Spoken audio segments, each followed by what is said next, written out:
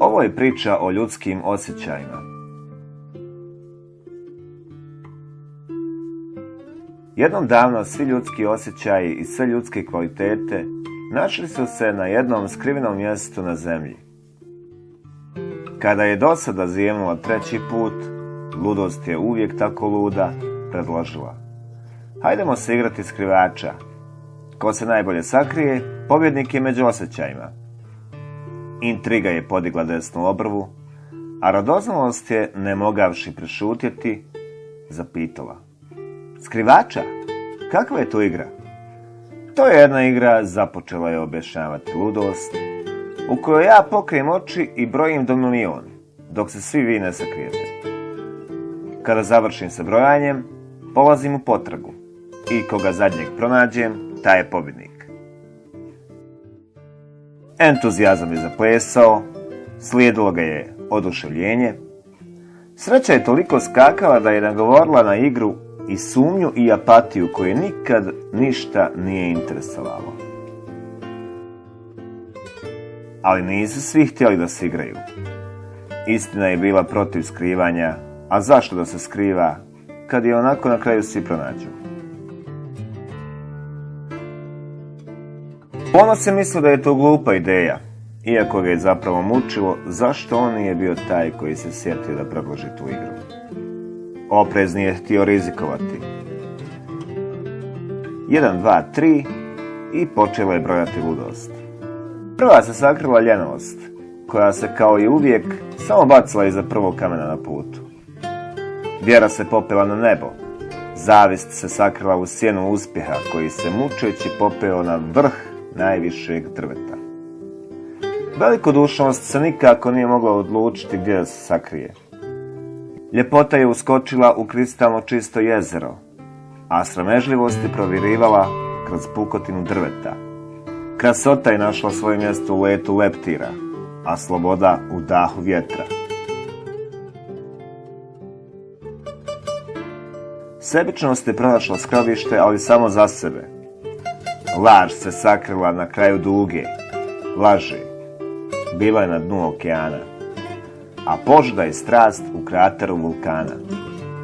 Zaborav se zaboravio sakriti, ali to nije ni važno. Kada je ludost izbrojala 999.999, ljubav još uvijek nije pronašla skrovište jer je sve bilo zauzeto. Ugledavši ružičnjak, uskočila je prekrivši se prekrasnim pupoljcima. 1.000.000, zavikala je ludost i započela svoju potragu. Prvu je pronašla ljenost iza najbližeg kamena. Ubrzo je začula vjeru kako raspravlja o teologiji s Bogom, a strast i požuda su iskočile iz kratera od straha. Slučajno se tu našla i zavist i naravno uspjeh, a sebičnost se nije trebala ni tražiti. Sama je izletjela iz svog savršenog skrovišta koje se pokazalo pčelinjom košnicom. Od toliko traženja ludost je ožednula i tako u kristalnom jezeru pronašla ljepotu.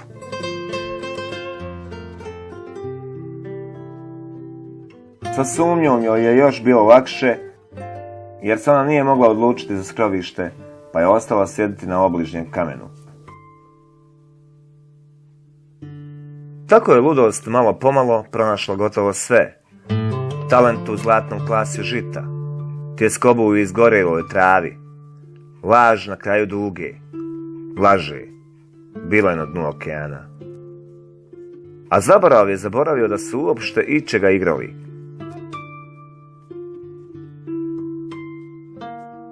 Samo ljubav nije mogla nigdje pronaći. Pretražila je svaki grm i svaki vrh planine. I kad se već razbjesnila, ugledala je ružičnjak.